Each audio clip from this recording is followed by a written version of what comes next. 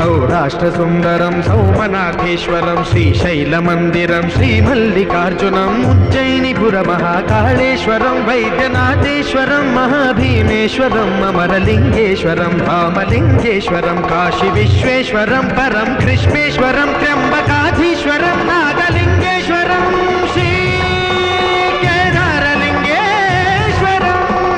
लिङ्गात्मकं ज्योतिर्लिङ्गं